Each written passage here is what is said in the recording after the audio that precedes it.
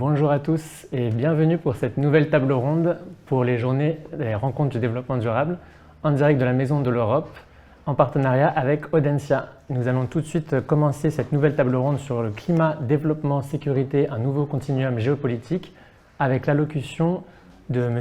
Ismail Chergui, ancien commissaire de l'Union africaine pour la paix et la sécurité. Monsieur Chergui, est-ce que vous nous recevez? Parfaitement. Merci beaucoup, c'est à vous pour 10 minutes d'allocution, s'il vous plaît. Merci beaucoup. Monsieur Thomas Friang, président de Open Diplomacy Institute, honorables membres du panel, chers participants, mesdames et messieurs, mes premiers mots vont à l'évidence à l'endroit du leadership de Open Diplomacy Institute, organisateur de ces rencontres sur le développement durable, que je remercie chaleureusement pour cette invitation et je leur exprime également à cette occasion toute notre gratitude pour leur dévouement et engagement continu en appui aux efforts de la communauté internationale pour relever les défis émergents à la paix, à la sécurité et au développement durable. Permettez-moi également de saluer le choix judicieux de panélistes de très grande qualité et aux compétences couvrant tous les aspects de la thématique qui nous réunit aujourd'hui, gage d'une analyse fine des défis à relever, mais surtout de formulation de recommandations concrètes à même de contribuer à la réponse collective, dirais-je impérative, pour la paix et la sécurité humaine. Mesdames et messieurs, d'emblée, et en relevant la pertinence du thème de notre rencontre et dans l'ordre proposé, le lien entre les défis liés au climat, le développement et la sécurité n'a jamais été aussi probant, voire assourdissant. Et de fait, le constat est édifiant. Les changements climatiques s'expriment aujourd'hui en ouragans de plus en plus violents et meurtriers, en incendies de forêt, en inondations, en déplacement de population, en réfugiés, en aggravation de la sécheresse et de famine, et bien évidemment en perturbations économiques. Certains avancent le coût exorbitant de 145 milliards de dollars de ces développements. Et la Banque mondiale prédit le déplacement de 140 millions de personnes en Afrique, en Asie du Sud et en Amérique latine d'ici 2050. Mesdames et messieurs, vous conviendrez avec moi qu'au-delà de l'insécurité alimentaire et du fait que ces changements climatiques sont un multiplicateur d'instabilité, d'augmentation et d'intensification des tensions entre communautés, voire de survie de certains pays insulaires, vous l'aurez compris, nous sommes en face d'un défi sécuritaire, de sécurité humaine, de sécurité collective. Il vous souviendra, il y a peu de temps, que les changements climatiques étaient considérés comme une simple problématique environnementale traitée au niveau de certains forats qui avaient certes une portée morale, mais sans action décisive nécessaire. Mais devant les répercussions d'ordre économique, sécuritaire et humanitaire considérables qui mettent en péril la sécurité humaine et compromettent dangereusement les perspectives d'un développement équilibré et durable, au niveau global, la prise de conscience s'accélère. La conférence de Paris, avec les engagements qui ont été pris, en est une importante illustration et je voudrais à cet effet saluer le retour de l'administration Biden aux décisions de la conférence de Paris. Aujourd'hui, l'examen de cette problématique est à l'ordre du jour des instances en charge du maintien de la paix et de la sécurité, tels que le Conseil de sécurité des Nations Unies et le Conseil de paix et sécurité de l'Union africaine. C'est une avancée significative qui démontre l'ampleur de l'impact du changement climatique sur la paix et la stabilité dans le monde. À titre d'illustration, je souhaite me référer à la réunion 774 du Conseil de paix et de sécurité de l'Union africaine, tenue le 21 mai 2018, sur le thème « Le lien entre le changement climatique et les conflits en Afrique et la réponse aux implications sécuritaires », qui a souligné que le changement climatique peut agir comme un multiplicateur de menaces et peut contribuer à la montée des insurrections et des groupes armés en réponse aux nouveaux défis. Le Conseil a noté que la perte des moyens de subsistance traditionnels a encouragé certaines personnes à se tourner vers des groupes terroristes et trafiquants de tout genre pour s'assurer des revenus. Cette volonté de l'Union africaine à trouver des solutions et prévenir des conflits et des violences liées aux implications du changement climatique a été une nouvelle fois réaffirmée par le Conseil de paix et sécurité réuni cette fois-ci au niveau des chefs d'État et de gouvernement en mars 2021. Cette saisine au plus haut niveau n'est pas sans rappeler que les pays africains ne sont pas émetteurs notables de gaz à effet de serre et leur part à ce problème est limitée, voire négligeable. A contrario, plusieurs régions du continent sont significativement touchées par les effets dévastateurs du changement climatique, à l'image du Sahel, du Darfour, du lac Tchad et de la Corne de l'Afrique notamment. Mesdames et messieurs, l'ampleur des défis est telle que pour certains pays dont les ressources sont déjà limitées pour répondre aux impératifs du développement et pour certains à la lutte contre le terrorisme, se trouvent davantage déstabilisés par le réchauffement climatique. Vous vous rappelez certainement de l'origine du conflit dans le Darfour soudanais. Au Sahel, avec des pics de chaleur sans précédent, la lutte pour les ressources déjà rares, telles que la terre, l'eau et les pâturages, mettent sous pression les relations entre communautés d'agriculteurs et d'éleveurs, qui se cristallisent parfois en violence avec destruction et perte de vie humaine. Du côté du lac Tchad et du fait du quasi-assèchement de ses eaux, les activités de Boko Haram traversant de part et d'autre sans contraintes particulières connaissent une forte intensité en période de décrue. Par ailleurs, et si la lutte pour l'accès aux terres, à l'eau et aux ressources naturelles est une constante dans l'histoire de l'humanité, elle prend aujourd'hui une tournure aiguë dans différentes régions du continent et occasionne, comme on l'a indiqué tout à l'heure, des conflits intercommunautaires qui se trouvent d'ailleurs parfois instrumentalisés par des groupes terroristes pour mieux occuper le terrain.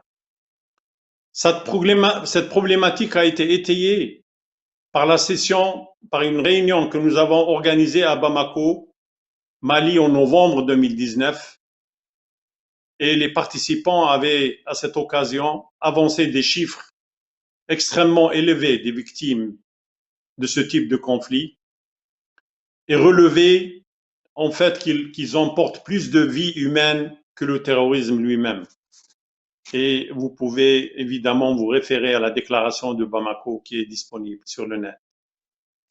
Face à ces défis, au moment où j'étais commissaire à la paix et la sécurité, nous avons déployé des efforts accrus en matière de prévention structurelle des conflits, notamment en établissement des mécanismes institutionnels pour l'émancipation des femmes et des jeunes et leur participation au niveau des communautés vulnérables, à l'exemple de FarmWise et le programme Jeunes pour la paix. À travers le système d'alerte précoce, le département surveillait les résultats que pouvaient avoir les changements climatiques sur l'état de la paix et la sécurité, et aussi à travers l'inclusion d'indicateurs spécifiques. Dans le cadre de la doctrine de la force africaine en attente, nous avons prévu des mesures d'adaptation au théâtre d'opérations menacées par les implications du réchauffement climatique et envisageons évidemment de déployer cette force en cas de catastrophe naturelle grave. Mesdames et messieurs, j'ai sciemment centré mon propos sur l'Afrique, mais les défis multiformes, politiques, sécuritaires, socio-économiques, auxquels l'humanité fait face aujourd'hui sont de plus en plus complexes, interdépendants et globaux. Nous ne pouvons les relever qu'à travers une action collective et coordonnée.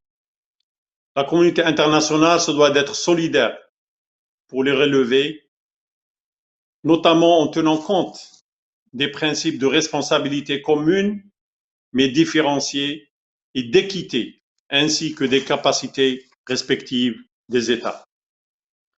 Vous l'aurez compris, voici venu le moment d'une approche ambitieuse et volontariste. Osons donc, ou faisons tout ce qui est possible pour limiter le réchauffement climatique à 1,5 degré Celsius. Forçons le recours à la généralisation des énergies renouvelables. Je voudrais proposer aussi que, comme on le fait dans les organisations internationales, quand il s'agit de prise de décision, de voir au préalable quelles sont les implications financières notamment. Donc, il est possible peut-être d'imposer une condition préalable à la prise de décision devant impacter le réchauffement de notre maison commune. Mesdames et messieurs, osons aussi davantage de solidarité et d'investissement dans les pays à l'origine de flux migratoires et investissons encore et encore dans la prévention et préparons les conditions d'une action immédiate dès les premiers signes d'une alerte précoce. Je voudrais m'arrêter ici, mais je ne saurais terminer sans remercier les organisateurs de cette importante réunion et saluer les panélistes qui, je suis certain, donneront ou permettront à ceux qui suivent ces débats donc de s'enrichir et surtout de s'armer pour que nous puissions tous être mobilisés, être des soldats pour protéger notre planète. Encore une fois, merci et je vous souhaite de fructueuses discussions. Merci beaucoup, merci Smail Chergui, merci Monsieur l'Ambassadeur pour cette très riche et très dense introduction qui nous lance sur un sujet alors avec effectivement un panel d'une très très grande qualité. Je vais le présenter sans ordre particulier avec à ma droite directement Madame Bettina Laville. Vous êtes conseillère d'État honoraire, présidente du comité 21. Alors, parmi vos multiples fonctions, vous avez été notamment directrice de cabinet du ministre de l'Environnement Brice Lalonde. Vous avez été conseillère sur les questions d'environnement de deux premiers ministres, Pierre Bérégovoy et Lionel Jospin. Également conseillère sur ces sujets de François Mitterrand en tant que président de la République. Et à ce titre, vous avez notamment participé à la préparation de nombreuses conférences, que ce soit celles de Rio, de Kyoto, de Johannesburg. Vous avez été chargé de plusieurs rapports sur l'environnement, sur le Grenelle de l'environnement, voilà, la conférence environnementale. Et je vais quand même mentionner que vous êtes la directrice de rédaction de la revue scientifique semestrielle Vraiment Durable. Merci beaucoup d'être parmi nous. Tout de suite, à votre droite, Monsieur l'ambassadeur Alain Leroy, ambassadeur de France, ancien secrétaire général adjoint des Nations Unies. Là encore, le parcours est long à détailler tellement il est impressionnant. Vous avez été alors, conseiller maître honoraire à la Cour des comptes, administrateur régional de l'ONU au Kosovo, représentant spécial de l'Union européenne en Macédoine du Nord, directeur des affaires économiques au ministère des Affaires étrangères. Vous avez été ambassadeur à Madagascar, ambassadeur chargé du projet d'Union pour la Méditerranée, ambassadeur en Italie et secrétaire général du service européen pour l'action extérieure. Et comme je l'ai déjà dit, ancien secrétaire général adjoint des Nations Unies pour les opérations de maintien de la paix, c'est bien ça?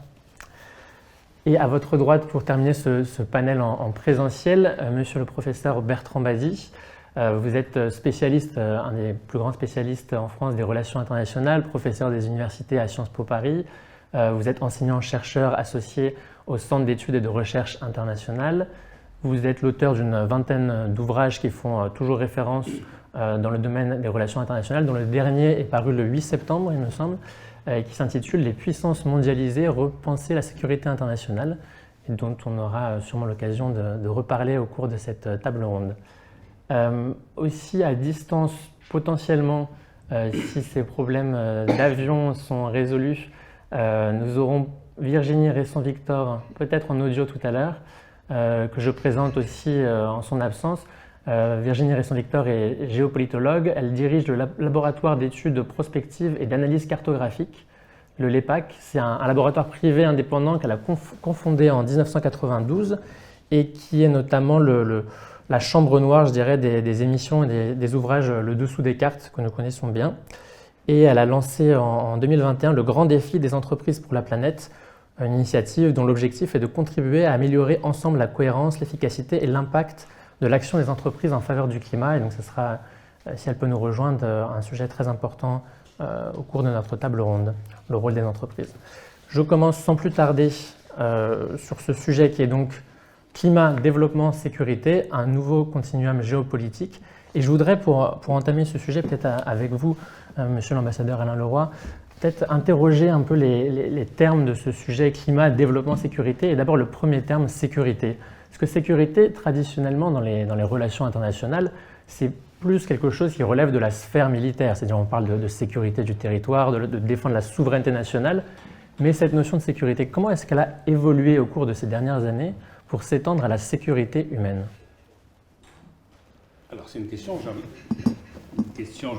à mon avis, qui n'est pas tout à fait nouvelle, puisque le concept de sécurité des conflits interétatiques, on sait bien, c'est une banalité de dire que les conflits sont devenus de plus en plus intra-étatiques qu'interétatiques, mais ça on le dit depuis une trentaine, une cinquantaine, une quarantaine d'années, et même le concept de sécurité humaine, à ma connaissance, je pense sur le contrôle de Bettina Laville, pour la première fois, il a été dans le rapport sur le développement du PNUD de 1994. Et après, c'est pris par Mme Ogata, à l'époque patronne du HCR, etc. Et ça voulait simplement dire que, prendre acte du fait que les conflits étaient de plus en plus intra-étatiques, que c'était des conflits pour l'acquisition des ressources, les conflits sur les matières premières, les conflits, j'allais dire même internes entre éleveurs et cultivateurs. Il y a beaucoup de sources de conflits. Alors c'est vrai que la différence par rapport à aujourd'hui, c'est qu'à l'époque, en 1994, la prise de conscience du caractère aigu des questions du changement climatique n'était pas aussi largement répandue.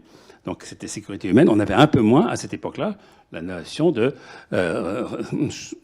questions climatiques et conduisant à des conflits. Mais en revanche, l'idée que la sécurité n'est plus, l'essentiel des conflits ne sont plus interétatiques, mais intra-étatiques, ça c'est vraiment comme je disais, c'est une banalité, c'est une question bien connue. Et on le voit aujourd'hui. Enfin, il suffit de regarder les chiffres. Dans les conflits interétatiques, il y en a très très peu aujourd'hui. En revanche, il y a encore énormément de conflits intra-étatiques. Mais là, je pars sous le contrôle du professeur Badi, qui connaît ça encore, bien sûr, beaucoup mieux que moi. Voilà. Mais voilà. Donc, par définition, la notion de sécurité est beaucoup plus large.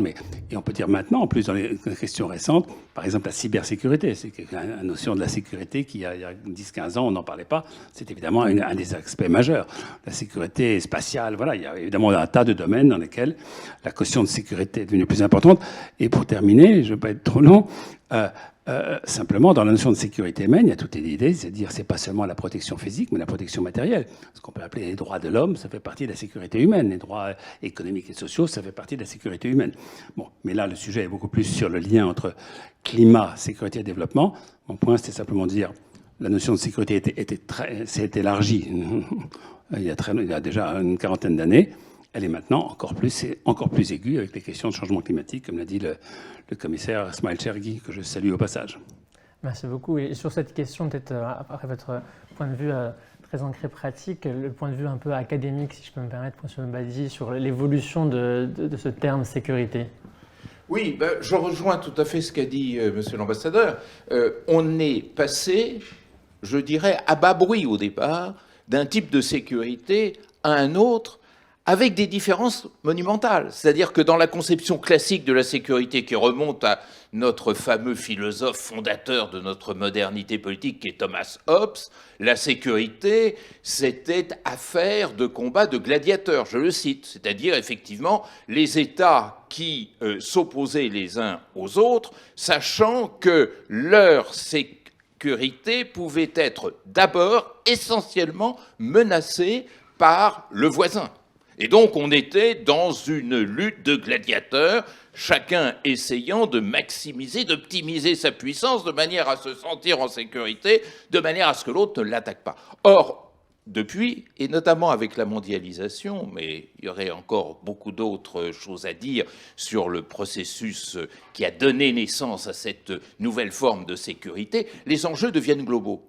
C'est-à-dire que ce qu'il y a de nouveau dans la sécurité aujourd'hui, c'est qu'elle n'est plus mise en cause par un voisin malveillant, qu'elle n'est plus le produit d'un stratège ou d'une stratégie, qu'elle ne se retrouve pas dans ce fameux jeu à somme nulle, ce que tu perds, je le gagne, ce que tu gagnes, je le perds, mais que cette fois-ci, cette insécurité, cette menace, elle vient du système tout entier qui menace communément l'ensemble de l'humanité. Et de ce point de vue, la notion de frontière, si critique dans la première version de la sécurité, perd de son sens. C'est-à-dire que le changement climatique n'est pas affaire de territoire national. Il n'y a que cette boutade qui voulait que la France ait arrêté le nuage de Tchernobyl à sa frontière pour réhabiliter la notion de frontière qui ne fait plus sens par rapport à cette sécurité globale. Et le jeu n'est plus à somme nulle, c'est-à-dire ce que mon voisin va gagner en matière de sécurité globale, je le gagne aussi. Et ce qu'il perd en matière de sécurité globale, je le perds aussi. Si les Africains ne se font pas vacciner, je perds. Parce que la menace globale s'en trouve renforcée et me reviendra à la figure, si vous voulez. Et donc, ça, c'est quelque chose de nouveau. Et j'ajouterais peut-être juste une idée qui me paraît essentielle, c'est que ces insécurités globales, vous avez raison, qui ont été édictées dans ce formidable rapport du PNUD de 1994, sécurité environnementale, sécurité sanitaire, sécurité alimentaire, sécurité économique, sécurité individuelle, sécurité culturelle, sécurité politique. Ces sécurités-là, d'abord, elles sont et de loin les plus létales aujourd'hui. Il y a 9 millions d'individus qui meurent de faim chaque année. Il y a 8 millions d'individus, d'après l'OMS, qui meurent des méfaits du changement climatique, et peut-être plus. Alors que le terrorisme dont on parle tant, c'est entre 10 000 et 40 000 morts par an. Vous voyez, il y a une différence d'échelle, et ce qui est terrible, c'est deux choses. C'est que d'une part, ces insécurités se renforcent les unes des autres. C'est-à-dire, l'insécurité alimentaire renforce l'insécurité sanitaire, et réciproquement, l'insécurité climatique renforce les insécurités économiques, alimentaires et sanitaires. Il y a un effet de système, premièrement. Et deuxièmement, l'insécurité globale, elle tue deux fois. Elle tue en soi, c'est les chiffres que je donnais tout à l'heure, mais quand on parle par exemple de l'insécurité alimentaire, qui est le drame par excellence de notre système monde aujourd'hui, l'insécurité alimentaire tue 10 millions de personnes chaque année, environ, c'est difficile à chiffrer, mais elle est aussi, comme notre introducteur l'a très bien montré, l'un des facteurs principaux des formes nouvelles de conflictualité. Donc elle tue deux fois. Elle tue directement, elle tue indirectement par les conflits qu'elle provoque. Et donc, nous nous trouvons là vraiment face à l'enjeu majeur. Seulement voilà, il y a un tel conservatisme des États que nous sommes dans deux mondes. Un monde réel, qui est celui que je viens de décrire, et un monde imaginaire, qui est le monde passé, qui reste quand même celui de la plupart des dirigeants. Vous voulez ajouter quelque chose? Non, juste peut-être un petit mot, peut-être une nuance simplement, je suis entièrement d'accord avec ce que dit le professeur Badi, une nuance sur le fait que la notion de frontière, malheureusement, et de conflit autour de frontières, continue à exister. On en parle moins.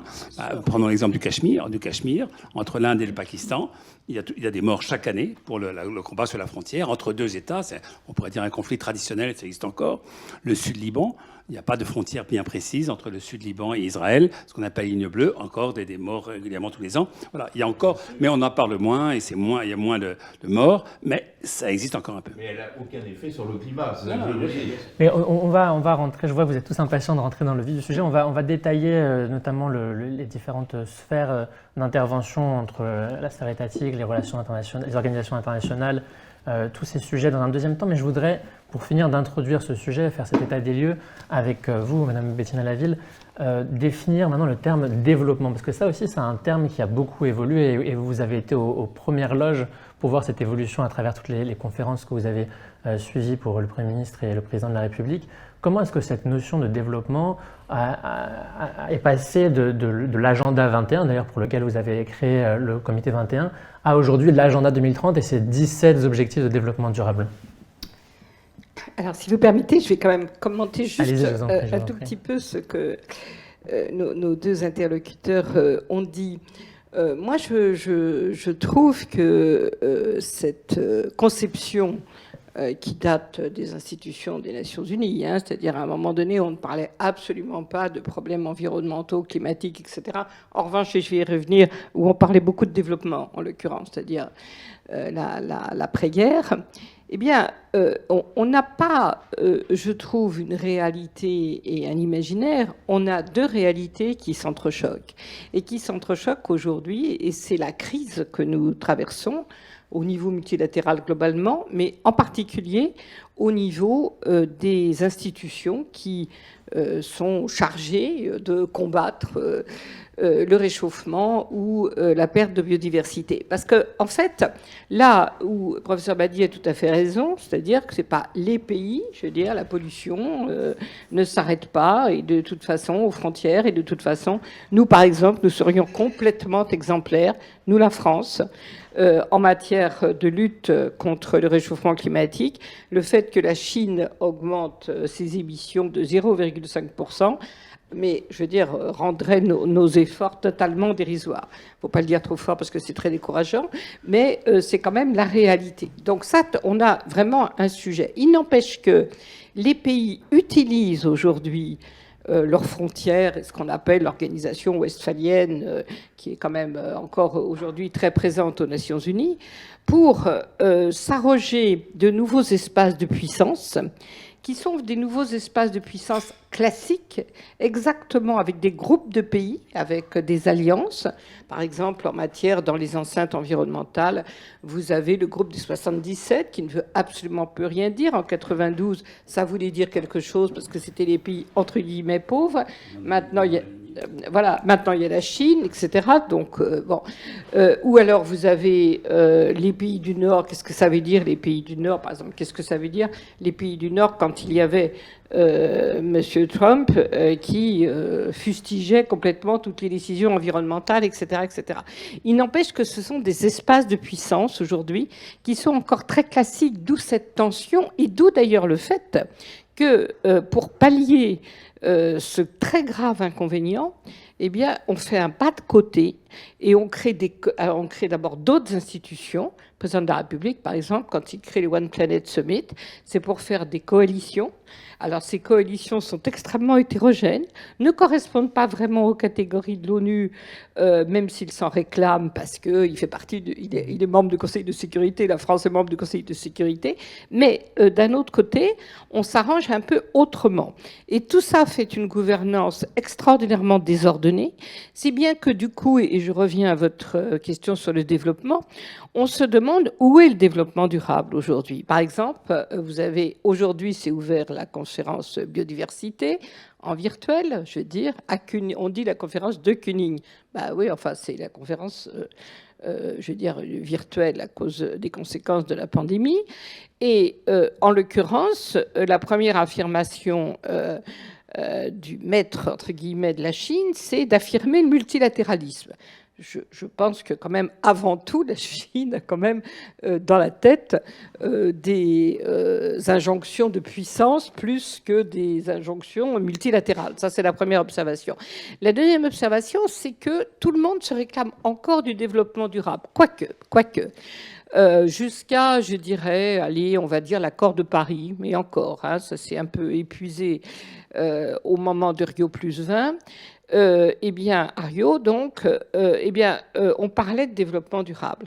Maintenant, les termes ont évolué. Il y a un épuisement des mots, tout simplement parce que les ONG ont pris infiniment d'importance dans le combat environnemental et trouvent que sustainability, développement durable, ce n'est pas suffisant et qu'aujourd'hui, ce qui compte, c'est vraiment des luttes plus importantes et des ruptures, en fait. On est à l'ère des ruptures, tout simplement à cause, il n'y a qu'à le voir le dernier rapport du GIEC, de la gravité des choses.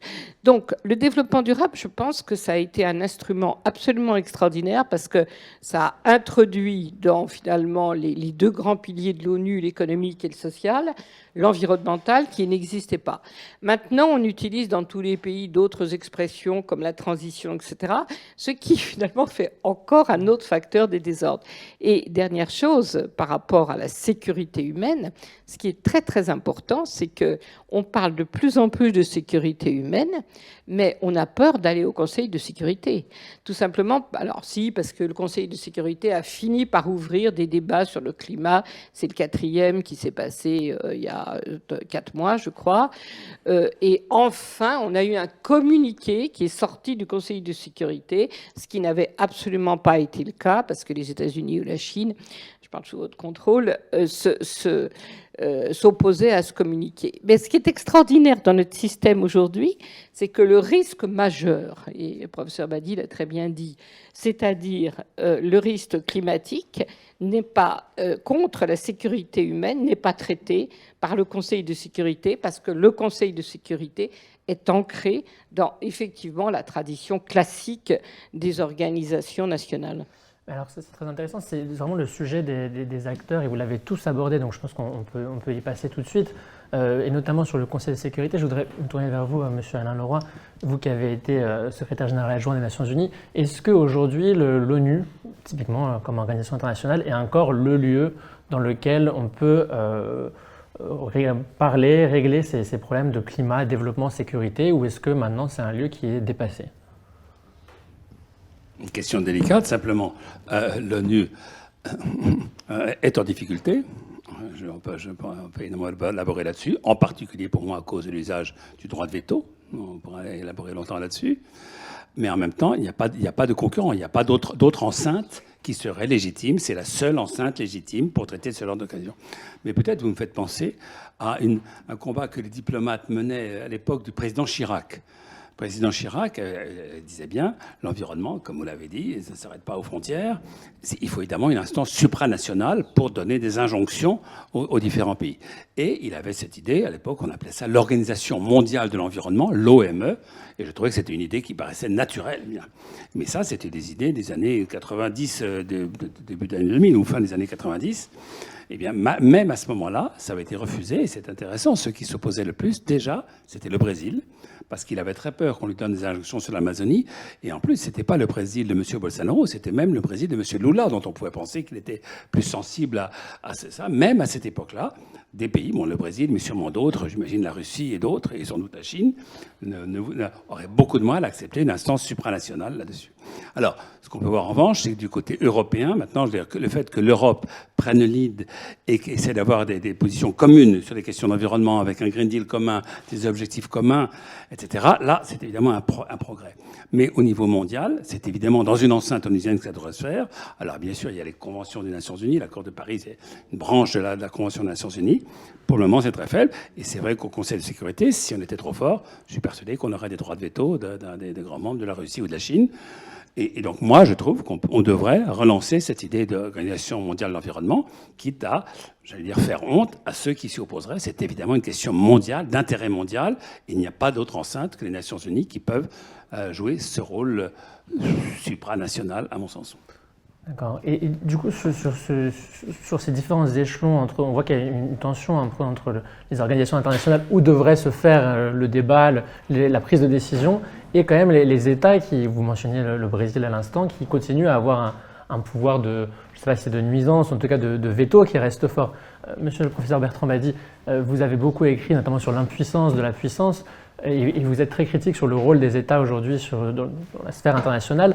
Quel est le bon échelon entre la sphère internationale, la sphère nationale, voire la sphère régionale avec l'Union européenne ou locale pour traiter de ces problèmes? Et quand je parle de bon échelon, c'est un échelon qui allie à la fois la légitimité et l'efficacité de l'action. Oui, alors, réglons déjà une question pour qu'il n'y ait pas d'ambiguïté. L'impuissance de la puissance, c'est l'impuissance de la puissance efficace. C'est-à-dire, il n'y a plus cette efficacité qui était la marque de la puissance. Les relations internationales venaient en quelque sorte rendre synonyme l'idée de capacité et de puissance. Mais il reste la puissance blocage, c'est-à-dire la puissance qui empêche ce qui est une forme de puissance, mais dont on peut considérer qu'elle n'est pas très régulatrice. Alors maintenant, je suis tout à fait d'accord avec ce qu'a dit monsieur l'ambassadeur. Je me permettrai un amendement, c'est-à-dire que la gouvernance globale, terme qu'on n'ose même pas employer tant il fait peur, tant il paraît comme utopique. La gouvernance globale, elle fonctionne dans bien des domaines. Je donne souvent l'exemple de l'aviation civile. Aucun avion ne pourrait décoller ni atterrir s'il n'y avait un régime international extrêmement précis et contraignant pour chaque État. Qu'est-ce qui explique que les États en matière d'aviation civile aient ainsi abandonné assez facilement leur souveraineté? C'est-à-dire M. Kim Jong-un ou en son temps M. Trump obéissait à la lettre à ces conventions. C'est tout simplement parce que c'était économiquement utile. Si les avions venaient à ne plus voler, ce serait une catastrophe. Et là, peut-être, on trouve non pas le début d'une solution, ce serait trop beau, mais le début d'une lueur. C'est-à-dire que le système international se fait par étapes, par progrès, avec le jeu, somme toute positif, de deux facteurs. L'un n'est pas glorieux, c'est la peur. Quand on a peur, on abandonne un peu de sa souveraineté. C'est après la Première Guerre mondiale qu'on a créé la SDN. C'est après la Deuxième Guerre mondiale que l'on a créé l'ONU. C'est après la grande crise de 1929, de manière un peu différée, que Bretton Woods a pu se mettre en place. La peur peut être un facteur qui conduirait les États à abandonner une part de leur souveraineté à cette gouvernance globale. Et puis l'utilité, le gain. C'est-à-dire lorsqu'il apparaît plus coûteux de garder sa souveraineté plutôt que de l'aménager pour arriver à un début de régime international, eh bien là, on peut lâcher. Alors, c'est encore plus compliqué. Moi, en tant qu'universitaire, je suis un naïf. Et comme tout naïf, en mars 2020, je n'arrêtais de dire on va assister très vite à un renforcement des règlements sanitaires internationaux en faveur de l'OMS. Et puis, il ne s'est rien passé. Il ne s'est rien passé, et comme vous l'avez très bien dit, c'est même le contraire, c'est-à-dire la Chine et les États-Unis se sont ligués au Conseil de sécurité toujours en mars 2020, pour empêcher l'adoption d'une résolution robuste en matière de gouvernance sanitaire mondiale. Donc ça veut dire que tout ça va être long. Mais il y a une part d'inéluctabilité. Et cette inéluctabilité, non seulement ce serait un calcul rationnel des États, mais c'est aussi la pression d'autres acteurs qui ne sont pas des États. Il y a une pression de l'opinion publique qui est de plus en plus forte en matière d'environnement. On le sait, on le voit tous les jours, en quelque sorte. Il y a une pression maintenant de certains acteurs économiques pour dire attention, on ne peut pas vivre durablement avec cette pandémie qui fait fonctionner l'économie mondiale au ralenti. Il y a une pression aussi qui commence à se manifester en matière de respect des droits de l'homme, en matière de liberté de la presse. On l'a vu avec l'attribution du prix Nobel de la paix hier. Tout cela fait que le jeu est entièrement nouveau. Nous ne sommes plus dans le jeu d'hier, et ça peut être une lueur d'espoir, le début du traitement de notre sujet. Mais sur ce sujet de... Bon, monsieur Alain Leroy voulait peut-être réagir sur ce non, point à nouveau, particulier. tout à fait d'accord avec ce que le professeur Badi. Simplement, il y a un conflit entre le court terme et le moyen terme. Tout à fait. Et je trouve que l'exemple de l'Amazonie est très flagrant à cet égard. C'est évident que tout le monde comprend bien que l'Amazonie, la forêt amazonienne, est un bien public mondial majeur pour la capture de CO2 dans la planète. Mais en particulier, M. Bolsonaro, il voit bien son intérêt économique à très court terme, national, on pourrait dire égoïste, et voilà, et que là-dessus, alors inéluctablement, peut-être les forces économiques se rendront compte que c'est l'intérêt du Brésil, mais j'espère que ça risque d'être trop tard. C'est ça. Vous vouliez réagir également sur ce point? Oui, parce que je suis très intéressée par ce que dit le professeur Badi sur finalement les deux moteurs, du négatif qui créerait du positif, c'est-à-dire d'une part la peur et d'autre part l'intérêt économique. Je pense qu'il s'est passé quelque chose cet été, et ce qui est très intéressant, c'est de voir que par rapport, par exemple, au mois de mai et juin, l'ambiance de préparation de la COP26 a un tout petit peu changé. Alors, je ne vais pas être optimiste, parce que en fait, je ne le suis pas vraiment, mais quand même, ça a un peu changé. Pourquoi ? Parce que c'est la première fois cet été que, dans le monde, que des phénomènes extrêmes, on va dire, pour aller vite, se sont passés en même temps dans tous les continents. C'est-à-dire que dans les 10 dernières années, vous aviez des incendies en Amazonie ou bien en Californie, et puis l'année d'après, vous aviez d'épouvantables inondations, et puis etc. Alors, ce que je dis est un peu caricatural. On pourrait évidemment trouver des phénomènes concomitants, mais de cette ampleur, non. Et en même temps, juste en plein mois d'août, il y a eu le rapport du GIEC qui a dit, au fait, je vous avais dit 2050, non, c'est 2040, 1,5 degré. Bon. Et du coup, ça amène de l'inéluctable, je pense. Et ça ne va pas se passer maintenant, tout simplement parce que nous sommes dans une post-pandémie. On est quand même dans un climat international extrêmement tendu pour d'autres raisons. Pour des raisons, il y a l'Afghanistan, il y a par exemple pour les grands acteurs comme les États-Unis et la France, on ne peut pas dire que l'affaire australienne ait arrangé l'ambiance, etc., etc. Donc on est de toute façon dans une ambiance tendue. Mais moi je crois que, alors je ne sais pas, je suis tout à fait d'accord avec vous que la proposition de Chirac, qui finalement ne s'est cassé la gueule, si vous me passez cette expression extrêmement diplomatique, qu'en 2005. Hein, je veux dire, ça a duré jusque-là. Bien. Était la bonne, mais je me demande maintenant si elle n'est pas, comment dirais-je, ça n'a pas été une formidable occasion ratée, mais s'il ne faut pas aller du coup plus directement à un organisme de sécurité humaine, pour reprendre l'expression. Alors, est-ce que c'est le Conseil de sécurité ? Là, ça serait épouvantable, parce que ce qu'on est arrivé à faire dans les conventions, c'est-à-dire sans droit de veto, on n'arriverait effectivement pas à le faire au Conseil de sécurité. Mais en même temps, on sait bien que l'organisation du Conseil de sécurité fait beaucoup de questions. Alors, on a pensé à un moment donné que ça serait les G20. Et c'est vrai qu'à un moment donné, il s'est passé des choses en matière d'avancée environnementale. Le dernier G20, par exemple. Hein. Bon, mais le G20 est en crise aussi. Enfin, le problème, c'est que tout est en crise. Mais prenez un exemple. Moi, il y a quelque chose qui me frappe beaucoup. C'est ce que change la nécessaire adaptation au changement climatique. Qu'est-ce qui se passe quand votre pays brûle et que vous n'avez absolument pas l'infrastructure étatique, par exemple de protection civile, même des pays européens, hein. Bon, vous demandez l'aide aux autres. Évidemment, vous demandez l'aide aux États. En 92, Gorbatchev avait une idée absolument géniale qui n'a absolument pas été suivie, même si la Croix verte existe. C'est avec la Croix verte internationale, c'est-à-dire de faire des casques non pas bleus mais verts. Bon, ça serait extraordinairement utile. Vous imaginez une brigade internationale qui viendrait éteindre les feux sans que tel pays ne veuille pas demander à son voisin, parce qu'il est justement, ça s'est passé en opposition sur d'autres problèmes, la force de son... Bon, ça a été le cas de la Russie, par exemple. La Russie avait besoin d'aide, elle a extraordinairement tardé, et du coup, elle a fabriqué, parce que, je veux dire, les incendies, ça fait des émissions de CO2, elle a fabriqué des émissions de CO2 qui auraient pu être évitées avec une aide internationale.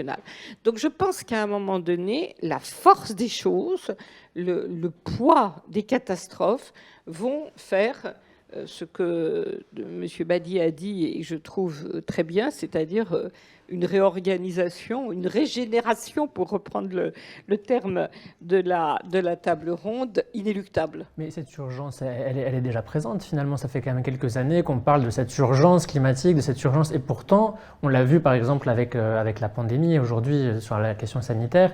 Face à l'urgence, le réflexe, c'est plus un réflexe nationaliste. On l'a vu dans les politiques de gestion sanitaire, de confinement, dans les politiques vaccinales, alors même qu'on sait bien que le virus ne s'arrête pas non plus aux frontières comme le nuage de Tchernobyl et que c'est vraiment un bien public mondial, la santé, de ce point de vue-là. Donc, en quoi, aujourd'hui, on a besoin d'attendre encore plus d'urgence pour que les choses se débloquent, monsieur Badi?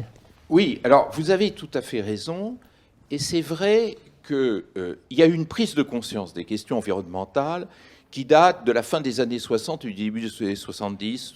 Les plus anciens d'entre nous se souviennent de la Mokokadi, Timide à ce moment-là. du Torrey Canyon. Oui, mais on commence à en parler. On voit à la télévision ces oiseaux chargés de mazout. On comprend qu'il y a un problème. Et moi, quand je faisais mes études, à ce moment-là, le mot environnement voulait dire tout autre chose qu'il signifie aujourd'hui. Et la prise de conscience est arrivée très vite. Mais ce qui est intéressant, c'est de voir que finalement, en 50 ans, on est resté toujours dans la phase de la conscientisation, de la prise de conscience. De l'alarme. Et donc, voilà, exactement, et donc de l'écho-rhétorique, c'est-à-dire des belles phrases bien ciselées, des jeux de mots bien frappés, etc. Mais pour montrer à nos amis que nous ne sommes pas dans le noir complet, si nous prenons les Nations Unies, je voudrais dire qu'il y a deux Nations Unies. Il y a des Nations Unies très conservatrices, et le temple de cette conservation, de ce conservatisme, c'est le Conseil de sécurité. Pensez que le délégué russe, lors d'une de ces séances de débat sur le climat au Conseil de sécurité, M. Nebenzia, a dit parler de changement climatique est contre-productif. Vous vous rendez compte? Contre-productif. C'est-à-dire va à l'encontre de l'exigence de sécurité. Ça va très loin, donc, comme conservatisme. Mais il faut aussi parler de l'autre nu que vous introduisiez tout à l'heure, c'est-à-dire cette ONU chargée de fonctions sociales, de fonctions humaines, qui fonctionnent. Je voudrais donner un exemple. Un exemple, il y a 50 ans, il y avait à peu près 825 millions d'êtres humains sous-alimentés, qui ne mangeaient pas à leur faim. Aujourd'hui, il y en a presque autant. Hélas, avec le Covid, ça risque d'augmenter. Il y en a presque autant et la population mondiale a doublé entre-temps. Ça veut dire quoi ? Ça veut dire qu'il y a des institutions dans le système onusien, comme le PAM, comme la FAO, qui font un travail absolument remarquable, comme l'OMS dont on se moque, mais dont on oublie de dire qu'elle a réussi à éradiquer la variole en Afrique, comme le Haut Commissariat aux réfugiés, comme l'UNICEF. Et tout ceci montre que la gouvernance globale, elle est en marche. Alors, simplement, le problème, c'est que l'on est là dans des travaux d'agence et qu'on n'est pas dans un travail de contrainte sur les États, d'obligation sur les États. C'est toujours le problème de la puissance qui bloque, qui revient. C'est-à-dire qu'effectivement, il serait bien de créer, par exemple, un conseil de sécurité sanitaire au sein de l'OMS. Mais là, ça commencerait à toucher à la prérogative souverainiste des États. Et vous savez qu'en matière de santé, les États sont particulièrement souverainistes. Le passage pour les questions climatiques, il est là. Ne parlons pas de démographie. Absolument. Encore pire.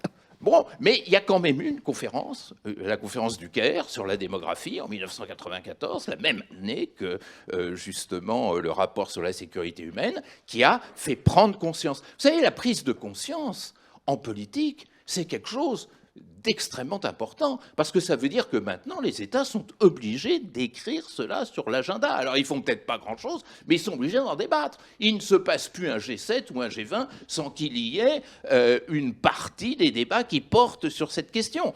Alors, comment transformer l'essai ? Je termine juste en reprenant ce qu'on disait tout à l'heure. Je pense qu'en matière climatique, c'est affreux ce que je vais dire, je vous préviens, attachez vos ceintures, n'est-ce pas ? Mais je pense qu'en matière climatique, on n'a pas encore eu assez peur. On n'a pas eu assez peur. Je suis entièrement d'accord avec ça. Mais ça va venir très vite, parce que la peur, elle est en train de se renforcer à une vitesse grand V. Donc vous verrez, très bientôt, on passera à la contrainte, et M. Nebenzia ne trouvera plus, enfin pauvre homme, il n'est plus de ce monde, je crois, il ne Si. Ah, pardon. Ah bon, bah voyez, je croyais que les effets du changement climatique avaient été plus... Je crois que M. Alain Leroy, vous vouliez réagir sur ce point ou... Non, je suis tout à fait d'accord. Moi, j'appelle ça la mélancolie des pionniers, parce que pour les gens qui ont participé à des alertes depuis très longtemps, savoir que c'est la peur et la réalité des catastrophes qui va faire bouger rend le regard en arrière mélancolique. Mais la mélancolie fait partie de la vie. Oui, mais alors moi, je serais peut-être un peu jouer les cassons, d'être un peu plus pessimiste, parce que la peur, elle est bien là. On le voit très bien, c'est la peur, et c'est la pollution à Pékin qui a fait changer la Chine de politique, etc. On est bien clair, qui est en train de faire changer en Inde avec un peu de retard, etc. Bien. Mais néanmoins, malgré cette peur majeure, malgré ces rapports du GIEC qui sont quand même très, on pourrait dire, catastrophistes, on voit très bien qu'on n'approche absolument pas de l'abandon de souveraineté des États en matière climatique. Alors, le Conseil de sécurité, certes, a la responsabilité première en matière de paix et de sécurité dans le monde, c'est les termes de la charte, bien, mais il n'est pas question de confier au Conseil de sécurité, parce qu'il y aura le droit de veto qui bloquera. Peut-être un conseil de sécurité sanitaire ou environnementale, peut-être bien. Mais pour le moment, on en est très loin. Et que malgré les Greta Thunberg, surtout malgré les rapports du GIEC, les grands pays, enfin la plupart des pays, refusent tout abandon de souveraineté. Et moi, je me dis, dans ces cas-là, bien sûr, on y arrivera. Mais est-ce que ça ne sera pas trop tard? Et est-ce que d'ici là, on ne doit pas utiliser, plutôt que la peur, ce que j'appelle le shaming? Le shaming, là-dessus, par exemple, un point. L'accord de Paris a été signé en 2015. La plupart des pays l'ont ratifié en 2016, 2017. Par exemple, il y a un grand pays qui n'a signé qu'il y a quelques jours, c'est la Turquie. La Turquie, elle l'a signé simplement parce qu'elle avait très peur d'arriver à Glasgow, à la COP26, en étant le dernier grand pays avec l'Iran et l'Irak. Elle a surtout signé parce qu'elle avait très peur de ne pas avoir les aides européennes pour la relance. Exactement. Elle a signé parce que finalement, il y a eu des promesses d'aide européenne, etc. Bien. Mais au total, il y avait aussi l'aspect shaming. Je pense que c'est ça. Tant qu'il n'y aura pas d'abandon de souveraineté, comment faire changer les grands États pollueurs? Je ne vois pas d'autre solution. Comment leur faire accepter un abandon de souveraineté? On en est malheureusement encore assez loin. La peur n'est pas assez forte. Et donc, dans ces cas-là, il reste le shame, faire la honte à ceux qui ne respectent pas l'esprit de l'accord de Paris. La stigmatisation, c'est la meilleure. Mais vous savez, l'accord de Paris a renforcé. On n'a pas le droit de dire un mot sur l'accord de Paris. C'est un trésor national, l'accord de Paris. Mais l'accord de Paris a renforcé complètement les conceptions nationales. À partir du moment où vous demandez aux pays d'envoyer des contributions nationales, et ça c'est vraiment le socle de l'accord de Paris, je veux dire, vous revenez complètement à la conception westphalienne. On aurait pu, par exemple, imaginer par groupe de pays, je veux dire. C'était compliqué, c'était peut-être un peu plus difficile, mais c'était un pas vers une autre gouvernance climatique. Et donc on ne peut pas faire contre les États, ce que disait M. Bertrand Badi, on ne peut pas faire sans les États, on ne peut pas faire avec les États. Quelle est la solution? Où est-ce que se place l'État dans cette... Alors il y a quand même des petites réussites. Alors soit la conviction, soit la stigmatisation. Dans la conviction, moi je me souviens par exemple de la ratification de l'accord de Paris, combien c'était le président Obama qui avait convaincu Xi Jinping de ratifier l'accord de Paris. Ça, voilà, là, il avait réussi, parce qu'il y avait plein d'autres choses dans l'assiette des rapports sino-américains. Mais là, par exemple, là, c'est un effort de conviction qui a joué un rôle important. Mais sinon, moi, je pense à la stigmatisation, mais parce que, vraiment, je ne vois pas de progrès dans les abandons de souveraineté des grands pays qui restent sur des considérations purement nationales. Et si on parle, Bettina Laville, de justement faire sans les États, si on parle de l'échelon peut-être un peu en dessous, du coup, de la société civile, des entreprises privées, et puis surtout du rôle des scientifiques, des spécialistes. Vous co-dirigez la revue scientifique Vraiment Durable. Quel est le rôle aujourd'hui des scientifiques? On l'a vu avec le GIEC, avec les experts sanitaires dans la crise. Quel est leur rôle et qu'est-ce qu'il faut leur donner comme place dans la gouvernance? Ce que je crois vraiment, c'est que ça fait partie des lueurs d'espoir, je veux dire, qu'on a, pour plusieurs raisons. D'abord, il se passe beaucoup de choses, en particulier en matière de diminution d'émissions d'effet de serre, avec les grandes coalitions. Et les coalitions, c'est Alors vraiment, un peu la liberté totale. Vous avez des entreprises, en plus, la conférence de Lima ou l'accord de Paris ont complètement sanctifié ça. Vous avez des entreprises, des États, des ONG qui s'accordent, etc. Donc vous avez en fait une gouvernance, si j'ose dire, exubérante, si vous voulez. Et cette gouvernance exubérante alliée à la jeunesse peut faire bouger les États à partir du moment où ces gens-là vont voter. Ça, c'est quand même extrêmement important.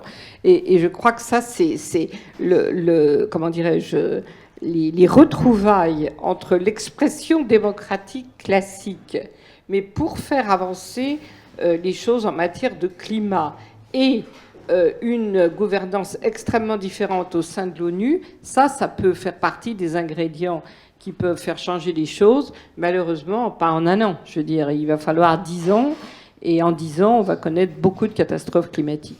Monsieur Bertrand Mady.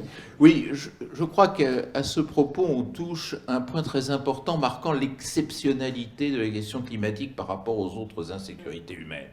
C'est le conflit de temporalité. La rationalité politique est une rationalité à court terme. Qu'est-ce que c'est que la rationalité politique? C'est quand on est un dictateur, ne pas être renversé, et quand on est un président élu, c'est d'être réélu. Bon. Ou en tous les cas que son parti soit reconduit. Or, ce qui est nécessaire en matière, je dirais, de gouvernance climatique, c'est de demander des sacrifices à court terme pour des résultats qui ne seront perceptibles qu'à moyen ou long terme. Et ça, j'ose affirmer que c'est politiquement irrationnel. Car c'est irrationnel de demander aux électeurs de payer plus cher leur essence pour ne voir des bénéfices que quand vous-même, dirigeant de la nation, vous serez sous terre ou dans un EHPAD. C'est espérer le paradis parce qu'on est vertueux. Oui, mais ça, j'ai peur que la rétribution ne soit pas véritablement perçue. Et de ce point de vue, ça explique pourquoi la question climatique reste à ce point sur le plan rhétorique. Ça coûte pas cher les belles phrases, notre maison brûle, on regarde ailleurs, etc., etc. Sauf quand elle brûle vraiment. Oui, mais le dire ne coûte pas, n'est pas un acte politique coûteux. Mais dire je vais doubler la taxe sur le diesel, ça c'est coûteux à court terme et rentable à long terme quand nous serons tous morts, comme dirait l'autre. Et regardez, la campagne présidentielle commence à peine en France et il y a déjà une candidate qui dit « Je vais diviser par 2 la taxe sur les carburants ». Bon, ce qui est, du point de vue de la rationalité à long terme, absurde et extraordinairement dangereux. Mais électoralement, on a besoin de cela. Et donc, alors certains vous diront à tort, mais c'est un propos qu'on entend de plus en plus, que les régimes démocratiques seront les plus à la traîne en matière de réforme climatique. Il y a d'autres blocages dans les régimes autoritaires. Mais de toute façon, nous restons dans une logique où le politique demeure hostile à ces réformes. Et ça, c'est quelque chose qui est moins vrai sur le plan sanitaire, parce que sur le plan sanitaire, tout le monde a envie de sortir vite de cela. Simplement, il y a une autre contradiction qui apparaît sur le plan sanitaire, c'est l'effort individuel versus l'effort collectif. C'est-à-dire, on est d'accord pour un effort collectif, mais moi, individuellement, j'ai pas envie d'être vacciné, j'ai pas envie de montrer mon passe sanitaire, j'ai pas envie de m'arrêter au feu rouge, etc., etc. Ça, c'est une autre chose. C'est-à-dire que dans ce monde qui réclame une gouvernance globale, il naît en protestation une sorte de libertarianisme individualiste, c'est-à-dire l'effort collectif, c'est très bien, mais moi, je dois à ce moment-là défendre mes droits individuels. Qui dépasse l'égoïsme des États, c'est vraiment l'égoïsme même de la société. C'est l'égoïsme individuel. Ouais. Et c'est la raison pour laquelle l'opinion publique n'est pas nécessairement toujours le bon allié pour faire pression sur l'État. Attention. Alors, oui, peut-être entièrement d'accord sur l'idée que c'est l'économie qui va faire changer les comportements. Alors avec le problème de l'économie court terme et l'économie long terme, je ne reviens pas sur ce point qui est je suis entièrement d'accord. Simplement, je me fais écho. D'abord, et qu'on est par exemple ici tous autour de la table, évidemment tous d'accord, taxe carbone aux frontières, prix du carbone est plus élevé, bien sûr. C'est vers ça qu'il faut aller. On est là bien. Mais à nouveau, Ça concernera quelques-uns et pas tous les autres. Ce qui m'intéresse, c'est le débat qu'il y a eu au moment où l'Europe a fait son Green Deal. Son Green Deal, en train de dire, l'Europe a dit, je veux être leader en matière de changement climatique, je veux donner l'exemple et donc avec des objectifs 2030, 2050. Là-dessus, il y a eu deux débats, me semble-t-il, mais je parle à nouveau sous le contrôle d'experts. Un débat qui dit, certes, l'Union européenne veut donner l'exemple, et puis, mais en même temps qui disent, est-ce que la vertu est contagieuse ou pas? Est-ce qu'en donnant l'exemple, est-ce qu'on va convaincre les autres ou pas? C'est une vraie question. Et puis, et là, beaucoup ont dit la vertu n'est pas vraiment contagieuse, donc peut-être les autres vont jouer les passagers clandestins. L'Europe va diminuer sa croissance, et pendant que les autres joueront les passagers clandestins, ils continueront à polluer. Et puis, il y a ceux qui disaient, au contraire, en faisant ça, l'Europe se met en avance et se force à développer des technologies climate friendly, et qu'un jour ou l'autre, dans 10 ou 20 ans, on sera en avance sur ces technologies qui s'imposeront dans le monde entier. Et donc, mais c'est un raisonnement économique un petit peu à moyen terme. On peut espérer qu'il est bon, mais je trouve qu'il y a un vrai débat. Oui, je suis entièrement d'accord avec vous, c'est-à-dire qu'il n'y a pas que les comportements, en l'occurrence, dans la lutte contre les changements climatiques, il y a aussi les technologies. Il n'y a pas non plus que les technologies, c'est-à-dire qu'il n'est pas question de refroidir la Terre, etc., ou ce genre de choses par des processus technologiques. Mais il est évident qu'aujourd'hui, le fait que les investissements, des investissements massifs, soit fait sur les technologies qu'on va dire vertes pour aller vite, risque quand même de changer les choses.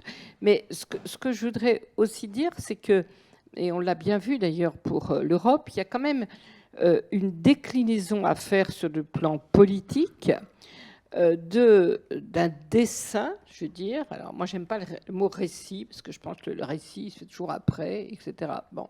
Quand les soldats de Napoléon envahissaient l'Europe, ils ne faisaient pas un récit. Je veux dire, le récit, ça a été fait après. En revanche, il y a un dessin, il y a un projet. Et pour l'instant, le problème, c'est ce que monsieur le professeur a très bien dit, c'est qu'il y a une espèce de tension entre les désirs individuels, qui en plus sont alimentés par les peurs, il faut bien le dire, de toutes sortes, et les désirs collectifs. C'est d'ailleurs pour ça que, malgré effectivement le nominalisme en matière climatique, on n'arrive absolument pas à donner un corps juridique au bien commun. Et ça, c'est parce que l'intérêt général, les gens n'y croient plus. C'est dramatique parce qu'on a tous été élevés dans le corps constitutionnel de l'intérêt général. Mais le bien commun, c'est quelque chose qui rend compte beaucoup plus d'abord d'espèce de globalité, de destin de l'humanité, et même au-delà de l'humanité, de la réconciliation nécessaire entre la biosphère et cette partie de la biosphère qu'est l'humanité.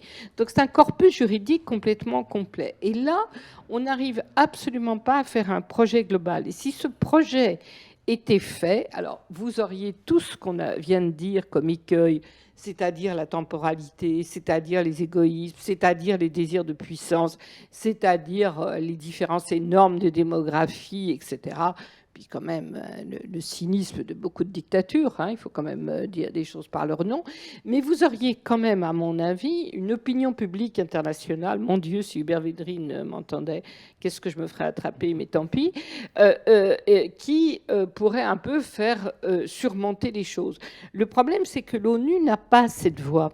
Et moi, je suis très frappée des propos de Gutiérrez en ce moment, qui essaye d'être allant, mais qui ne parle que de peur, qui dit, toutes les minutes, qui dit c'est dramatique, c'est une catastrophe, vous vous rendez pas compte, l'humanité est au pied du mur, etc. Il a d'ailleurs pas tort, mais c'est pas son rôle. Son rôle comme secrétaire général de l'ONU, c'est de donner une perspective globale. Et ça, je crois que c'est un vrai sujet. C'est d'ailleurs exactement la même chose dans nos démocraties actuellement. Mais ça, cette idée qu'il faut donner un peu du corps aux biens publics mondiaux, aux biens communs, est-ce que c'est pas un peu quand même le chemin qu'on prend? Là, il y a la COP 15, vous parliez, qui s'est ouverte en Chine, à la fin du mois, la COP 26 à Glasgow. Est-ce qu'on n'est quand même pas, pour donner un peu une perspective plus réjouissante, parce qu'on approche vers la fin de notre panel, est-ce qu'il n'y a pas un peu quand même un mouvement mondial aujourd'hui, au-delà de la peur, de réjouissance pour définir ces biens publics mondiaux que sont l'eau ou le climat, et qui prend corps et qui potentiellement peut accoucher de quelque chose de positif? Bah, je pense que tout le monde peut donner sa réponse, mais c'est très intéressant, ces deux rendez-vous. Je vous dirais oui, à la condition, par exemple, que les grands États, comme la Chine, rehaussent ce qu'on appelle leur contribution nationale, c'est-à-dire le fait de dire, bah oui, je vais faire encore plus en matière de réduction d'émissions. Pour l'instant, ce n'est pas le cas. Bon. En ce moment, il y a des chantages, je veux dire, on est dans un monde de contradictions extraordinaires. Tous les investisseurs disent qu'ils ne vont plus investir dans le charbon, mais peut-être à court terme, on est obligé de rouvrir des centrales à charbon à cause de la crise du prix de l'énergie. Et on en revient à ce que le professeur Badi disait, c'est-à-dire la contrainte économique, etc. Même chose en biodiversité. Quel est le grand enjeu des deux conférences biodiversité qui vont se passer cette semaine et puis en avril prochain? C'est est-ce que, alors pour aller vite, hein, c'est plus compliqué que ça, mais est-ce qu'on protège 30% ou 50% de la biodiversité mondiale? C'est l'hésitation. Bon. Et toutes sortes de gens trouvent que déjà 30% c'est trop. Donc si vous voulez, oui, ça avance, mais le problème c'est que nous avons aujourd'hui, comme dit Gutiérrez, l'incarnation, je veux dire, la matérialité des phénomènes et qu'on n'arrive pas à aligner les politiques par rapport à ce danger qui n'est plus un danger futur, mais qui est imminent. Autrement dit, nos générations futures, elles sont présentes maintenant. Je crois que Bertrand Badi, alors là, vous vouliez réagir peut-être, Monsieur Badi? Oui, je crois qu'il faut s'émanciper d'un certain nombre de mirages qui continuent à conditionner notre discours. Le premier mirage, c'est le mirage démocratique, c'est-à-dire un peuple vertueux qui peu à peu fera pression sur les gouvernements pour qu'ils fassent des efforts en matière climatique. La réalité est plus compliquée. La montée du populisme et de ce libertarianisme individualiste de droite, diraient certains, montre que les choses sont beaucoup plus compliquées. Lorsqu'il y a un mouvement social sur ces sujets ou touchant à ces sujets, c'est plutôt pour demander la diminution du prix de l'essence, des taxes sur le carburant, contre les taxes carbone telles qu'elles avaient été pensées, etc. Ça, c'est un premier mirage. C'est-à-dire qu'il y a depuis une bonne dizaine d'années, une montée phénoménale des mouvements sociaux dans le monde. Mais ce ne sont pas des mouvements sociaux qui demandent de la rigueur en matière environnementale et climatique. Ce sont des mouvements sociaux qui doivent être analysés et interprétés comme étant le résultat indirect et partiel, mais quand même le résultat de ce malaise de la sécurité globale dans le monde. C'est-à-dire que ces mouvements sociaux sont là pour hâter une réforme de nos politiques publiques et même de nos institutions. Mais ça ne sera jamais dans le sens du poil, si vous me permettez cette expression. C'est surtout des révoltes contre les inégalités. Oui. Et c'est ça, la clé de la lutte contre les inégalités, mais regardez, elle est quand même démocratique aussi. Regardez ce qui faisait véritablement le corps des revendications, le corps de cette colère sociale. C'était contre les mesures en matière de limitation de vitesse, c'était contre les taxes sur les carburants, c'était contre les taxes poids lourds qui avaient provoqué en France un mais mouvement c'était social. le fait que justement on ressentait une inégalité par rapport à celui qui vivait en ville, etc. Mais ce que je veux dire tout simplement, c'est qu'il n'y a pas de transitivité. C'est-à-dire qu'il ne faut pas s'attendre à ce que l'opinion publique réclame des réformes en matière de sécurité climatique. Et c'est en cela que la médiation, non pas par l'homme politique, parce que par définition l'homme politique ne sera pas courageux, mais l'homme d'État ou la femme d'État. La femme d'État ou l'homme d'État, c'est la personne qui dit « ça ne va pas dans l'intérêt à court terme de mon parti, mais je le fais quand même ». Lorsque, par exemple, il a fallu décider la décolonisation, ben, c'est ainsi que ça s'est fait. Quand il a fallu abolir la peine de mort, c'était aussi contre un courant de l'opinion publique. Le deuxième mirage, c'est quand même le mirage néolibéral, qui a entretenu l'idée que les biens communs pouvaient être conquis et pouvaient servir les plus forts. Et donc, il y a eu une dénaturation de l'idée même de bien commun qui n'a jamais, et c'est là peut-être que du point de vue de la vie politique, la gauche a marqué contre son camp, il n'y a jamais eu une réflexion de gauche sur ce que pouvait être une mondialisation de gauche, ce que pouvait être une sécurité globale de gauche. Et du coup, eh bien, cette idée a été digérée par l'idéologie néolibérale et a abouti aux impasses que nous connaissons actuellement. Et sur votre premier mirage, il y a quand même des mouvements actuellement. Par exemple, vous citiez Greta Thunberg au début de ce panel. Il y a des mouvements qui ne sont pas forcément contre quelque chose. Il y a des mouvements de décroissance, Mais c'est pas Greta Thunberg qui fera l'élection présidentielle en France. Oui. Non, mais au niveau mondial. Oui, moi je dirais, je serais un tout petit peu plus nuancé, je dirais au contraire, dans nos démocraties, en France, en Europe, les opinions publiques, le fait que les jeunes maintenant mettent la priorité sur le changement climatique, forcément, les hommes politiques l'entendent. Dans la campagne présidentielle française qui s'engage, la quasi-totalité des candidats vont être obligés de mettre l'écologie en priorité. Donc là, il y a un petit... Alors, est-ce que ce sera parfait, bien ou pas? Mais surtout pas de mesures. Surtout pas de mesures concrètes. Si, il y en a... Ça fera perdre des voix. Alors après, on va voir. C'est sur la taxe carbone, ne serait-ce que même dans les fonds d'investissement, ils voient très bien qu'en ce moment, il y a beaucoup d'argent qui va se mettre dans les fonds d'investissement socialement responsables, y compris en matière de climat. Donc il y a une évolution. Elle n'est pas assez rapide, mais à mon avis, elle sens bien. Mais en revanche, je la sens beaucoup moins, cette évolution, dans les pays autoritaires. Dans les démocraties, ça va un peu. Dans les pays autoritaires, l'opinion publique, les jeunes en Chine, en Russie, je ne suis pas sûr qu'ils aient une influence majeure sur leur gouvernement. Et là, ça me paraît... Alors, c'est évidemment quand même, quand il y a des incendies en Sibérie cet été, comme disait Mme Laville, très important, là, forcément, ça fait un peu changer le gouvernement. Mais voilà, cette prise de conscience, moi, je pense que dans nos démocraties, ça va finir par percoler, peut-être tardivement. Dans les régimes autoritaires, forcément, ça mettra encore beaucoup plus de temps pour percoler. Je vais juste prendre un moment pour préciser que vous pouvez bien sûr poser des questions au panel et qu'on se réservera une dizaine de minutes à la fin de cette table ronde pour y répondre. Pour continuer sur ce débat, on a mentionné notamment la mondialisation et son rôle par rapport à cette lutte contre le changement climatique et pour le développement durable. Est-ce qu'on a aussi parfois pas un peu des incohérences ou des problèmes pour concilier plusieurs objectifs de développement durable?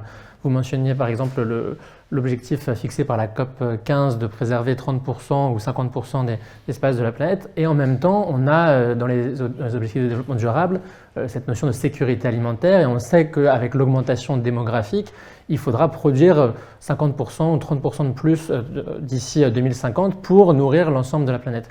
Comment on fait pour réconcilier certains objectifs de développement durable et plus globalement un peu cette opposition qu'on entend parfois entre Nord et Sud ou au sein des sociétés en termes d'inégalité entre le développement durable, le changement climatique qui serait entre guillemets quelque chose pour les riches et le développement concret, les autres sécurités qui seraient une urgence pour les plus pauvres. Madame Lavigne. Alors, si j'étais taquine, je dirais que votre exemple n'est pas du tout un bon exemple, parce que voilà, au moins quelque chose de rationnel, c'est le fait de préserver des espaces, des sols pour la biodiversité, parce que je veux dire, la culture n'est pas contraire à la biodiversité à partir du moment où elle est faite comment dirais-je, de manière, pour employer les grands mots, écologiquement rationnelle. Donc ça, c'est pas quelque chose de contradictoire. Moi, je ne pense pas qu'il y ait des contradictions dans l'ensemble des politiques de développement durable. Je trouve même qu'elles sont relativement cohérentes parce que cette enceinte de développement durable au sein de l'ONU est de plus en plus importante, mais tout le monde se connaît. Vous savez, c'est un petit monde au niveau c'est comme dans chaque pays d'ailleurs. Et je trouve qu'il y a un certain ensemble et une certaine rationalité. En revanche, c'est ce qu'on a dit pendant toute la durée de cette table ronde, c'est que en revanche, le fait vraiment de la mise en œuvre est extrêmement difficile. Bon. Mais ça, je ne pense pas que... En revanche, ce qui est très, très compliqué, c'est la complexité. Vous m'avez posé la question, par exemple, des scientifiques. Il est évident que vous avez quelque chose qui a été très longtemps très inhibant par rapport aux politiques, c'est que les scientifiques, ce sont des gens qui qui ont le courage de dire « je ne sais pas » ou « j'hésite » quand c'est le cas. Et même aujourd'hui où le GIEC, le premier groupe, a rendu des choses beaucoup plus affirmées que d'habitude en disant « voilà, c'est plus que c'est probable, c'est qu'il est il est quasiment sûr que c'est l'activité humaine qui provoque le réchauffement, etc. C'est la première fois qu'il le dit.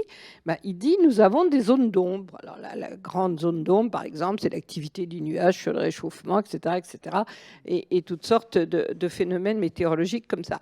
Du coup, évidemment, à partir du moment où on dit je ne sais pas, ceux qui sont sceptiques s'emparent frénétiquement du je ne sais pas et disent vous voyez, ils sont pas sûrs. Et hop, ça bascule dans l'inaction. Je veux dire, ça c'est certain.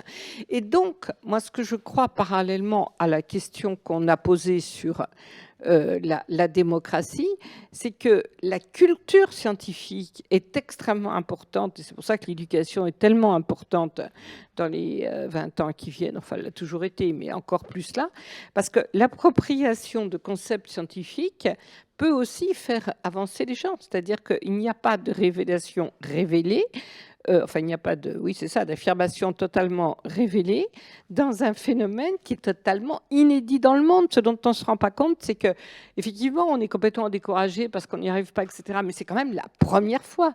C'est quand même la première fois que l'humanité est confrontée à un truc pareil. C'est-à-dire que, je ne vais pas vous faire toutes les grandes phrases du GIEC. Voilà, il y a des milliards d'années où ça ne s'est pas passé comme ça, etc., etc.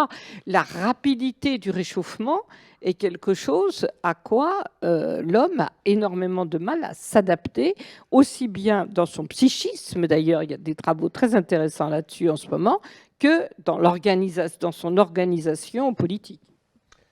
Sur ce point, pour aborder peut-être une dernière partie avant de passer aux questions, est-ce que cette urgence dont on a parlé, cette difficulté à s'approprier cette urgence justement pour réagir, est-ce que si on adopte une vision un peu plus réaliste des relations internationales, et j'ai l'impression que c'est parfois un peu ce qu'on a fait dans ce panel, est-ce que les grands, pas pour vous bien sûr, professeur Vadi, est-ce que parfois les grandes questions de sécurité aujourd'hui ne sont pas, pour revenir à ce qu'on disait au début, des sécurités un peu, des problématiques de sécurité un peu traditionnelles que sont, vous avez parlé de la montée de la Chine, de la cybersécurité, du terrorisme, du nucléaire iranien, nord-coréen. Est-ce que tous ces débats finalement prennent pas un peu le pas au dernier moment sur les enjeux de développement durable et de climat?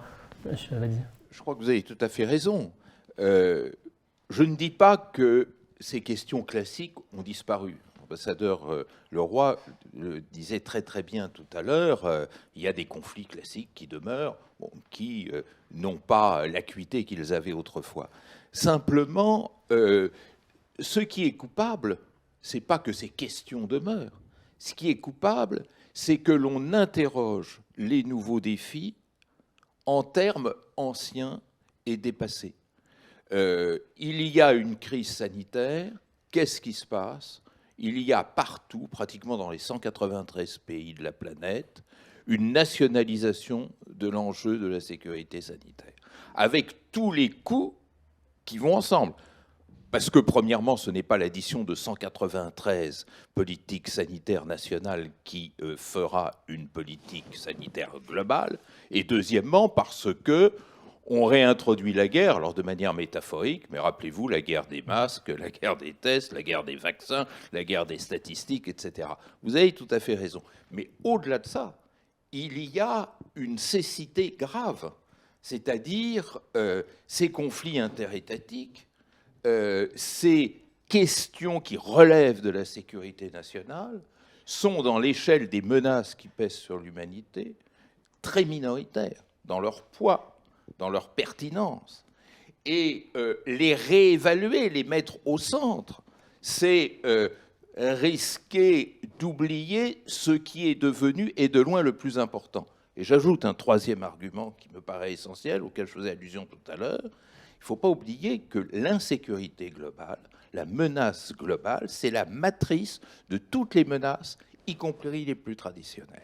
Et qu'en même temps, prendre en compte la mondialisation dans tous ses aspects, c'est une façon de trouver de nouvelles voies pour régler les vieux problèmes westphaliens qui sont restés à l'état latent. Personne, par exemple, ne tient compte de ce paramètre de la formidable interdépendance qu'il y a entre la Chine, l'interdépendance économique entre la Chine et le Japon. Premier client, premier fournisseur, entre la Chine et l'Australie, entre la Chine et les États-Unis. La Chine, première créancière des États-Unis. Le stock des investissements américains en Chine, 125 milliards de dollars. D'un certain point de vue, ça appartient à la sécurité globale, ça aussi. Parce que c'est une matrice réunissante, agglomérante. Et d'une part, il serait sage de jouer là-dessus. Et d'autre part, il serait sage de considérer que le risque militaire, qui n'a jamais disparu, qui disparaîtra pas, et c'est pas de mal à veille qui disparaîtra, n'est-ce pas, n'est plus l'élément moteur du jeu international. Alors, deux points, peut-être. Un point sur, qui n'est pas notre débat complètement, mais le dernier point que vous évoquez sur l'impact de l'interdépendance économique. Je trouve que là, ce qui se passe en ce moment entre l'Australie et la Chine est très intéressant. Tension économique majeure, tension politique majeure entre la Chine et l'Australie. Conséquence, la Chine est en train d'arrêter quasiment tous ses investissements en Australie et que le volume d'échanges commerciaux entre l'Australie et la Chine va baisser de façon très très forte. Et à mon avis, c'est une tendance forte. Je suis d'accord que quand on a une interdépendance économique, on ne peut pas avoir la politique qu'on veut. La conséquence, je pense, c'est que risque, en tout cas entre Australie et Chine, c'est clair, baisse des échanges économiques, ça c'est clair dans les chiffres. Ah, bien sûr. Voilà, exact. La modulation des dépenses. Tout à fait d'accord. Voilà. Et alors maintenant, je reviens sur la question que vous posiez sur, quoi j'appelle moi la question d'arbitrage. L'arbitrage entre les urgences. C'est vrai que quand une crise chasse l'autre, et par exemple dans un domaine qui n'est pas lié sur le climat, la crise du Covid fait par exemple qu'en Afrique, le combat contre des pandémies majeures que sont le sida ou le paludisme a beaucoup régressé dans l'année 2020 parce que le Covid prenait la main et qu'évidemment personne, et c'est fait un peu au fil de l'eau. Il n'y avait pas une entité qui disait je vais mettre plus là-dessus ou l'autre, c'est au fil de l'eau. Dans un pays, dans un État, là c'est un peu le gouvernement qui est chargé de faire l'arbitrage entre les urgences. Au sein de l'Union européenne, on pourrait dire le Conseil européen, bien. Mais c'est vrai qu'au niveau supranational, au niveau mondial, il n'y a pas en train de dire, ça pourrait être idéalement le Conseil de sécurité, mais évidemment, il ne fait pas ce rôle, en train de dire, quelle est l'urgence? Alors, à nouveau, pour les États-Unis, c'est Biden, c'est le gouvernement américain qui décide. Ma menace principale, c'est la Chine ou c'est le climat. Il arbitre, là. Mais en revanche, au niveau mondial, il n'y a pas l'équivalent du tout entre les biens publics mondiaux qui décident l'urgence. Là, alors après, il y a des substrats, il y a le G20 qui veut dire des choses, le Conseil de sécurité un tout petit peu, mais pour moi, on manque terriblement d'un organisme de gouvernance mondiale qui est chargé de faire ces arbitrages que font au niveau national ou régional, au niveau européen. Madame Laville, vous voulez compléter sur ce point? Non, moi je suis d'accord avec ce qui vient d'être dit, sauf que c'est pas qu'il manque, c'est que les États n'en veulent pas.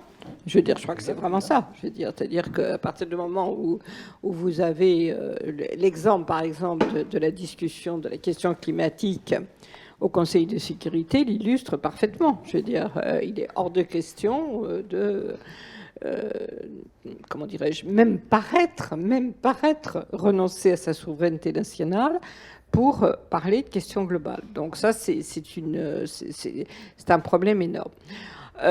Moi, ce que je pense, c'est que, je crois que ça a été dit, c'est que tout ce qui est périphérique, c'est-à-dire les agences, comme vous disiez, toute l'action positive qu'elles ont eue, d'une part, les coalitions. Moi, je suis quand même très frappée de ce phénomène depuis Lima. Hein, donc, Lima, ça fait 6 ans, simplement.